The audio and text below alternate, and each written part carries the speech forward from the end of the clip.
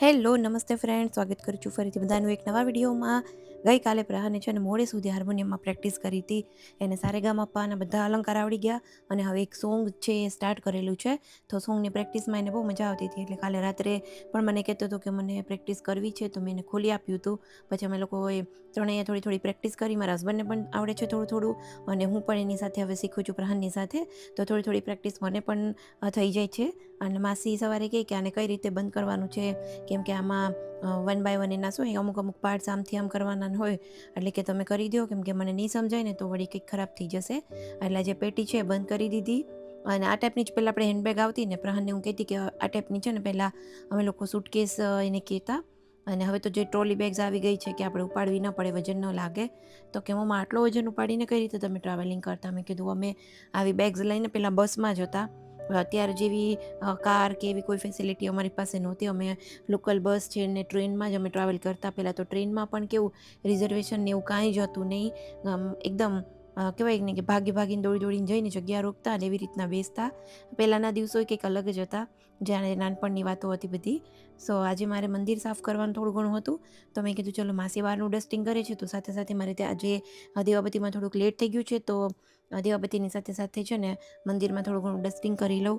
અને મંદિર સાફ કરતાં મારું ધ્યાન ગયું કે ભગવાન પણ છે ને થોડીક એની શાઇન ઓછી થઈ ગઈ છે, કેમ કે બ્રાસના છે ને એટલા માટે, પિત્તળના કહેવાય ને.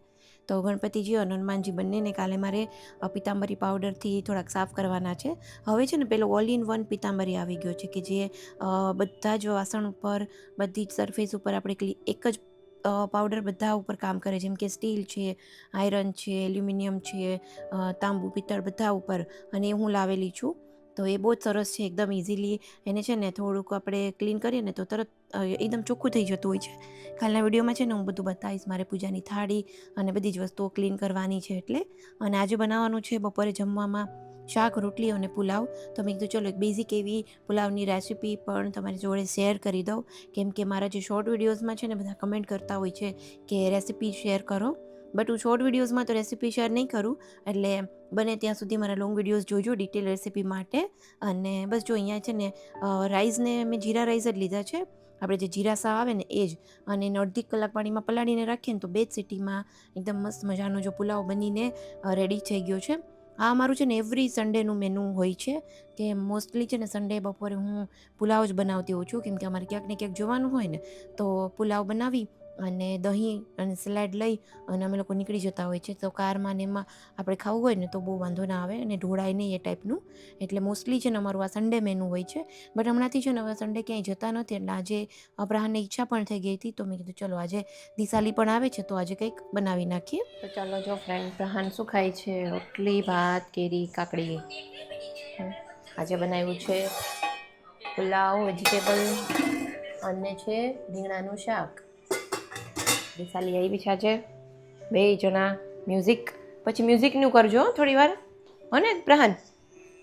થોડી વાર, હા ઓકે. શીખડાવજે દિશાલીને. હા નહીં, સેટરડે સન્ડે હોય. સન્ડે નહીં કરવાનું, સેટરડે તો કરવાનું જ. આજનો દિવસ. હા કાલે રજા, કાલે રજા. પાકું કાલે રજા. ઓકે.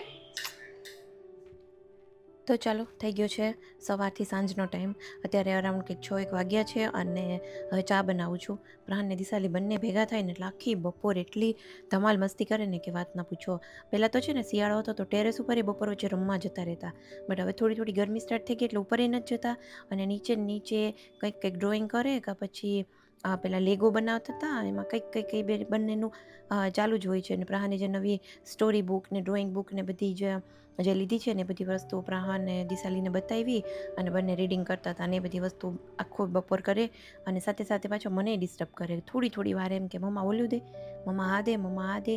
અને એમાં પછી આજે મેં કીધું મને થોડી વાર તો સુવા દે, કેમ કે સાંજે મારે થોડા ઘણા જે કામ છે એ કરવાના છે. એવરી સેટરડે છે ને હું એક જે મારે રીડિંગ હોય, કંઈક લખવાનું હોય, નીચેનું હોય, થોડા ઘણા હિસાબ હોય, પછી વિડીયોઝનું જ કંઈક પ્લાનિંગ કરવાનું હોય, કે કંઈ પણ ગમતી વસ્તુઓ હું જે લખું છું, બુક રીડિંગ કરું છું, એ બધી જ વસ્તુઓ મોસ્ટલી છે ને હવેથી હું સેટરડે સાંજે કરતી હોઉં છું. અને હમણાં છેલ્લા 2 સેટરડેથી અમે લોકો ઘરે જ નહોતા પ્રસંગમાં, ને એના લીધે ક્યાંક ને ક્યાંક જવાનું થતું જ હતું. આજે તો મને એટલે ખાસ મારે બેસવું જ હતું, બટ આ બંને મને થોડીક ડિસ્ટર્બ કરી દીધી. પછી મને એમ થયું કે કંઈ નહીં, સારું ચાલ ને, પ્રહાન એટલીસ્ટ થોડો બિઝી તો રહી છે, દિશાલી આવે છે એટલે.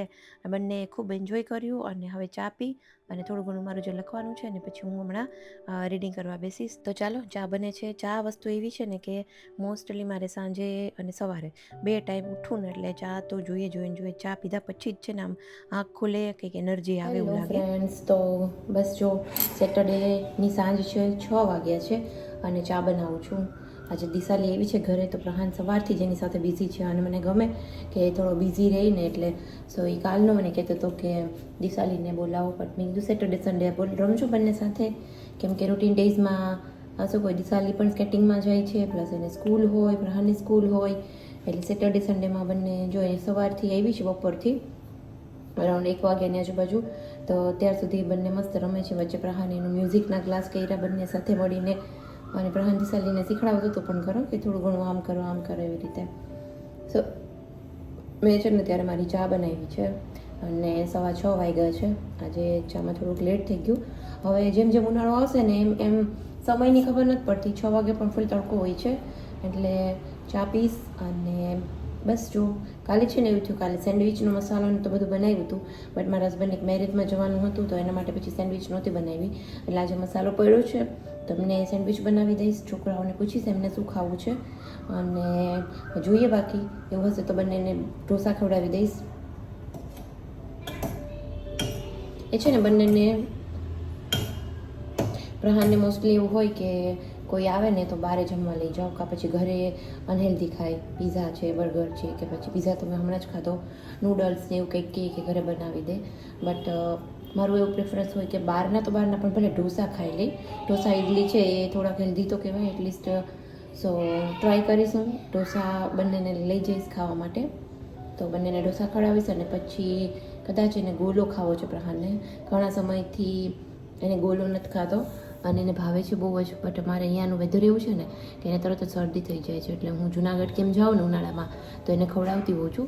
બટ આજે જોઉં છું એક અહીંયા નવી શોપ થઈ છે, ત્યાં જઈશું, જોઈએ કેવું રહી છે. બાકી જો ચા બની જાય, ચા પી અને થોડું રીડિંગ કરીએ અને જોઈએ. ચાલો મળીએ. તો આજના વિડીયોમાં છે ને સચ મેં બહુ કંઈ શૂટ નથી કર્યું. સવારે બસ કુકિંગ કર્યું અને પછી પ્રહાનને દિશાલીની સેવામાં જ હતી અને પછી થોડું ઘણું મારું જે કંઈ કામ હતું એ કર્યું. એટલે આજનો આજે વિડીયો છે થોડો એવો નાનો રાખ્યો છે, બટ હોપ કે તમને લોકોને ગમ્યો હશે. અને ઘણા લોકો મને છે ને રેસીપી પૂછતા હોય છે, હું જે મેનુ શેર કરું છું ને એમાં, બટ હું બધા જ વિડીયોઝમાં, શોર્ટ વિડીયોઝમાં રેસીપી શેર નહીં કર્યું. હું છે ને લોંગ વિડીયોઝમાં બધી રેસીપીઝ એવું હશે ને તો શેર કરીશ. તો લોંગ વિડીયોઝ હંમેશા મારા જોયા રાખજો. સો ચાલો ફ્રેન્ડ્સ, આ વિડીયો હું અહીંયા જ એન્ડ કરું છું. વિડીયો ગમ્યો હોય તો વિડીયોને લાઇક કરજો, શેર કરજો. ચેનલ પર નવા હોય તો ચેનલને સબસ્ક્રાઈબ પણ જરૂરથી કરજો. જલ્દીથી મળીશું એક નવા વિડીયો સાથે. ત્યાં સુધી બાય બાય, આવજો, ટેક કેર.